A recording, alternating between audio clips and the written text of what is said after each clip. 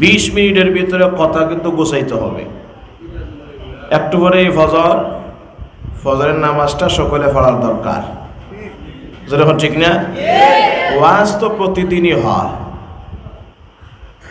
তাই বেশি লম্বা আলোচনা করার দরকার নাই। যোগ্য যোগ্য উলামায়ে কেরাম অনেক লম্বা লম্বা তাকরীর পেশ করেছেন আপনাদের খেদমতে।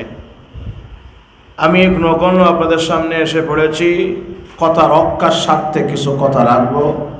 আল্লাহ যেন যে কথাগুলো বলি আর শুনি সবাইকে আমল করার তৌফিক দান করেন, সকলে বলি আমিন। ওয়াজের কিছু আছে মগজ, বুঝেননি আপনারা? ওয়াজের কিছু মগজ আছে, মগজ মাঝখান। আজকে সংক্ষিপ্ত সময়ের ভিতরে ওয়াজের মগজ শোনায় দেয়া যাব। যদি আল্লাহ আমাদেরকে আমল করার তৌফিক দেন, তাহলে তোমার আমার ইহকাল পরকাল সুন্দর হবে, সকলে বলি আমিন। সুরে বলে আমিন। এই তো কাল, আগামীকাল পরেই, আগামী পরশু অর্থাৎ শুক্রবার দিবাগত রাত, যেই রাতটাকে শবে বরাত বলা হয়। কি রাত বলা হয়? যেই জিনিসটা সামনে আসে এই জিনিসটাকে উপলক্ষ করে বয়ান দেওয়াটা সুন্নত, এটা রাসূলের বৈশিষ্ট্য ছিল। এখন উপলক্ষ সামনে হলো আমাদের শবে বরাত। শবে বরাত সম্পর্কে আমি বিস্তারিত আলোচনা বিভিন্ন সময় আমার মসজিদে করেছি। গত জুমায় টুকটাক কিছু আলোচনা করেছি, বিস্তারিত আলোচনা করার দরকার নেই, যেহেতু অন্যান্য সময় আলোচনা হয়েছে। এই রাতটা কিন্তু মহান আল্লাহর কাছে, মহান আল্লাহর মাকবুল একটা রাত। এই রাতটা কি রাত? মাকবুল রাত। যেই রাতে দোয়া করলে আর জমিনে এই দোয়া ফিরত আসে না, আল্লাহর দরবারে কবুল না। আর আসতে কোন সুবহানাল্লাহ। আল্লাহর কাছে কি হয়? কবুল হয়। এই রাত্রে আল্লাহর কাছে চাইবেন, আল্লাহ আপনাকে দিবেন। অনেকেই বলতে পারে, হুজুর কি কোন, ওয়াজ করতে করতে কি মাথার স্ক্রু ঢিলা হয়ে গেছে? অনেক তো চাইলাম, কিছুই পাইলাম না। আছে না এরকম পাবলিক? জোরে বলেন, আছে না নাই?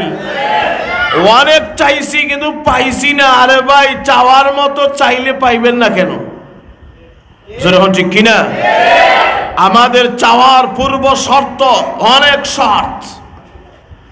আল্লাহর কাছ থেকে চেয়ে পাওয়া, পাইতে গেলে অনেক শর্ত। এর ভিতরে প্রধান একটা শর্ত হলো, যত খানা খাবেন তা হালাল হতে হবে। আচ্ছা বলেন, এই হালালের সমস্যায় সকলে আমরা ভুক্তভোগী আছি না নাই? জোরে বলেন, আছি না নাই? প্রত্যেকের পেটে পেটে অল্প হইলেও হারাম আছে না নাই? তাইলে চাইলে কি চাওয়াটা উপরে উঠবে? তাহলে দুষ্টা আল্লাহ নাকি আমার? তো দুষবেন কাকে? নিজেকে নিজেকে দোষা, নিজের দোষ বাহির করা, এইরকম ব্যক্তি সমাজে পানেওয়ালা খুব কম। জুড়ে বলে যে আমি সবচেয়ে ভালো, সকলের মনে মনে এটাই থাকে, আমি সবচেয়ে ভালো, অথচ তুমি পায়খানার চাইতেও নিকৃষ্ট। জুড়ে এখন ঠিক কিনা? তাহলে চিন্তা করে দেখেন, সকলে আমরা চাইবো আল্লাহর কাছে, আল্লাহর কাছ থেকে পাইবো, এই প্রত্যাশা নিয়ে আমরা আল্লাহর কাছে চাই, পাই না কেন? ডিস্টার্বটা হইলো আমার কাছে, আমার পেট ভালো না, আমার শরীরের রক্ত গোস্ত ভালো না, সবগুলো হারাম হয়ে গেছে। হারাম গাজা, হারাম খানা খাইতে খাইতে সবগুলা জাহান্নামের আগুনে গরম হয়ে আছে। যখন ঠিক কিনা? তাহলে চাইলেন পাইলেন না কেন? দুষ্টা খোদার না বান্দার? জুড়ে বলেন খান। এক ডিস্টার্ব, সামনে শবে বরাত, চাইবেন আল্লাহর কাছে পাইবেন, তবে গেজাটা থাকতে হবে হালাল, প্রধান শর্ত। আরো অনেক শর্ত আছে, সব বাদ দেন। একটাই শর্তে যারা যায় না, আরো যদি শর্ত বাহির করি তাহলে আর দুনিয়ার উপরেই থাকতাম না। যেরকম ঠিক কিনা? এক। 2 নাম্বার হইল, যা চাইবেন একা একা গোপনে চাইবেন। কথা কি বুঝেন আমার? যা চাইবেন একা একা গোপনে চাইবেন। কার কাছে? কথা পরিষ্কার স্মরণ রাখবেন। আমি আগেই বলছি, ওয়াজের মগজ বলে দিতে চাই। ওয়াজের মগজ 1 নাম্বার, রিজেক্টটা থাকবে হালাল, হারাম নয়। রাসূলুল্লাহ বলেন, যার পেটের ভিতরে সরিষার দানা পরিমাণ হারাম খাবার থাকবে, সেই বডি, সেই জান, সেই আত্মা কোনদিন জান্নাতে যাবে না, জাহান্নামের লাকড়ি হবে। জুরে কন্না নাউজুবিল্লাহ। 2 নাম্বার হলো, যা চাইবেন সবে বরাতে একা চাইবেন, গোপনে চাইবেন। কার কাছে? লোক দেখাইয়া নাকি লুকাইয়া? স্মরণ থাকবে? আচ্ছা, লুকানোরই এত দাম, লুকানোরই এত ফজিলত, লুকানোরই এত সম্মান, এত ইজ্জত আর মর্যাদা আল্লাহ লুকাইলের ভিতরে রেখেছেন। প্রকাশ হয়ে গেলে সব নষ্ট হয়ে যাবে। প্রকাশ হয়ে গেলে অটোমেটিক আপনার অন্তরে রিয়া ধাক্কা দিবে, ধাক্কা। তোমার আমার ইমান তেমন মজবুত নাই যে রিয়ার ধাক্কায় সদা দণ্ডা ইমান থাকতে পারবো, এমন ইমান মজবুত আমাদের নাই। যখন ঠিক কিনা? আপনি কিন্তু মানুষকে দেখাবার জন্য চাইতেছেন না, নামাজ পড়তেছেন না, কিছুই করতেছেন না, উদ্দেশ্য আপনার খুব ভালো, কিন্তু অন্য লোকেরা আপনাকে দেখতেছে। এরকম পরিস্থিতি হয় না? জুড়ে বলেন। যখন অন্য লোক আপনাকে দেখে তখন অটোমেটিক রিয়ার বাতাসে আপনার দিলে ধাক্কা মারে। কথা বুঝেন?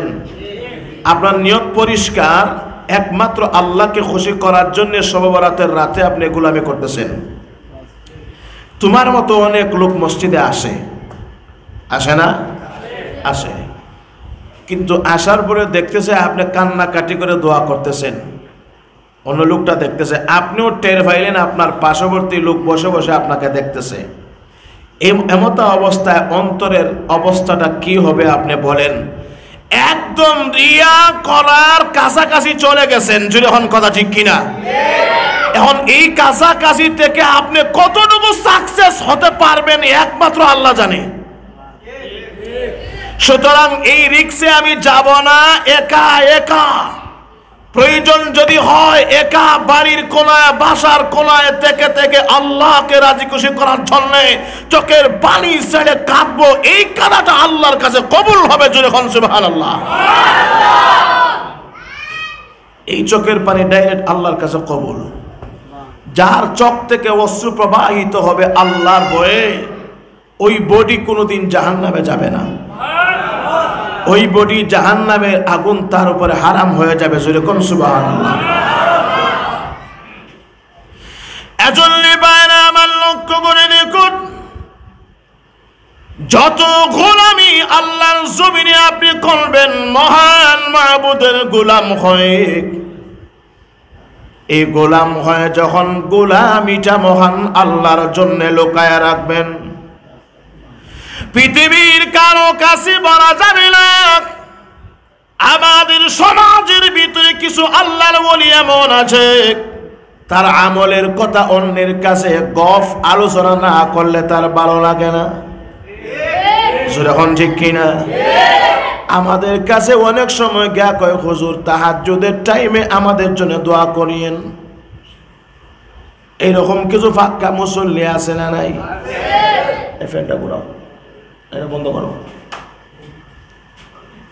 এরকম কিন্তু ফাক্কা মুসল্লি আছে, আমাদের কাছে গিয়া বলে, হুজুর রাতে তাহাজ্জুদের টাইমে আপনারা বুজুর্গ মানুষ, তাহাজ্জুদের টাইমে আমাদের জন্য দোয়া করিয়েন। এই ডায়লগটা দেয় না?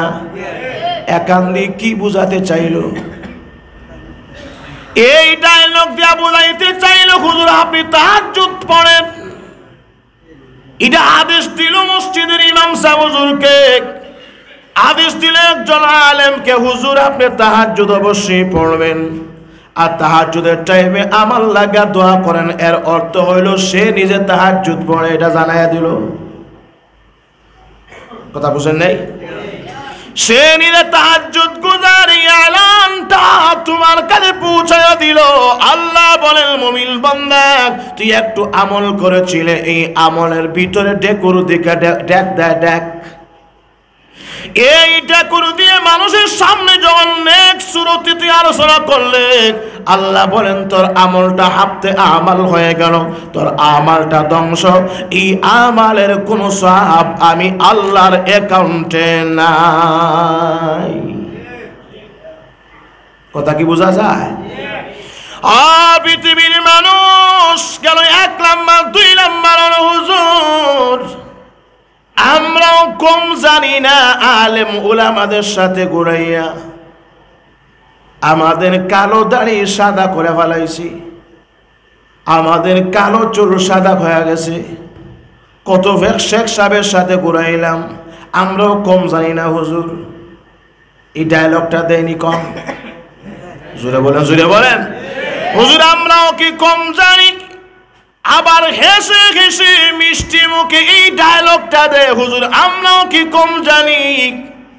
কত বড় বুজুর্গদের সাথে লাইফ কাটাইয়া দিলাম হুজুর। এই নেন আপনাকে মহব্বতে দিলাম মাসকানের হজের রুমাল, বুঝলেন আপনারা? হুজুর মাঝের হজের রুমাল আপনাকে দিলাম, এর মতলবটা কি? এর মতলবটা হলো হুজুর আমি হজ একটা করি নাই, কম হইলেও 3টা করছি। হুজুর এখন ঠিক কিনা? আর 3টার হজের ভিতর থেকে মাঝখানের হজের রুমালটা আপনারা গিফট দিলাম, গিফট। এতে কি বুঝাইলো? আমি আগে একটা করছি, পরে একটা করছি, মাঝখানে একটা দিছি। এটার ঘোষণা দিল আমি কম না 3বার আল্লাহর বাড়ি গেছি। হুজুর এখন ঠিক কিনা? এরকম ডায়লগ দেয় কিনা আওয়াজ করে বলেন? এই ডায়লগের ভিতরে রিয়ার গন্ধ আছে। রিয়া হলো শিরিক, রিয়া শিরিক, রিয়া শিরিক। যে আমলের ভিতরে শিরিকের গন্ধ থাকবে এই আমলটা কশিনকালে মহান আল্লাহর দরবারে কবুল হবে না। হুজুর এখন ঠিক কিনা? তাহলে শবে বরাতে হুজুর কত রাকাত নামাজ জিজ্ঞাসা করে না? হুজুর শবে বরাতে কত রাকাত নামাজ বলে দিন। হ্যাঁ যদি সঠিক নতে জিজ্ঞাসা করে সওয়াব আছে। আবার যদি কয় হুজুর শবে বরাতে কত রাকাত নামাজ, আমি বলি শবে বরাতে 1 রাকাতও নামাজ নাই। ভুল হবে বলো? ভুল হবে? শবে বরাতের কোন নামাজ আসেনি? নফল নামাজ সারা জীবন যেমন শবে বরাতেও তেমন। যখন ঠিক কিনা? পৃথিবীর মানুষ তুমি আমি না বুঝি অনেক সময় আলাপ আলোচনা করি, অনেক সময় গল্প গুলোদের মাধ্যমে শিরিক করে ফেলি, অনেক সময় গল্প গুলোদের মাধ্যমে রিয়া করে ফেলি। আর রিয়া হলো শিরিক। যত গোলামি হবে সমস্ত গোলামিটা কার জন্য হবে? আওয়াজ করে বলেন, আরো আস্তে কোন, একটু জোরে বলেন গোলামি খার। আর এই গোলামিটা লুকায় হবে নাকি মানুষকে দেখাবার জন্য হবে? মহান আল্লাহ বলেন মানুষকে দেখাবার জন্য গোলামি যদি করিস রে বান্দা, তোর এই আমলটা হাফতে আমাল হয়ে গেল। হাফতে আমাল এর তোর আমলটা বাতিল হয়ে গেল। আর আমল যখন বাতিল হয়ে যাবে এই আমলের সওয়াব তো পাওয়া দূরের কথা, এই আমলটা করার কারণে আমি আল্লাহ তোকে আরো গুনাহ বাড়ায় দিব। এখন কথা ঠিক কিনা? এই ওয়াজটা আমাদের সমাজে খুবই কম হয়। এজন্য বাইপাসি মানুষেরা, আমি আপনাদের মানুষ, আপনাদের পায়ের নিচে হাতে কথাগুলা বলে যাই, ট্যাবলেটের মতো আবার গিলে ফেলেন। ভাইরা আমার, প্রথম নম্বর গোলামি কবুল হবে, সত্য হবে, গেজা থাকতে হবে, হালাল হারাম নয়।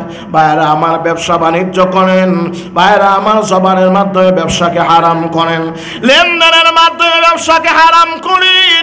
হালাল রিজিক এবং হালাল রিজিক অন্বেষণ করা, নামাজের পরের ফরজ হলো হালাল রিজিক অন্বেষণ করা।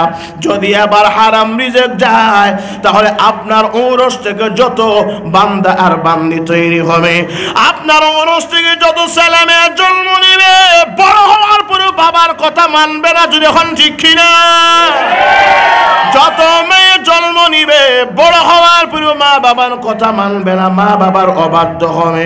এরকম দুর্ঘটনা সমাজে আছে না নাই? আর তো যখন আছে না নাই?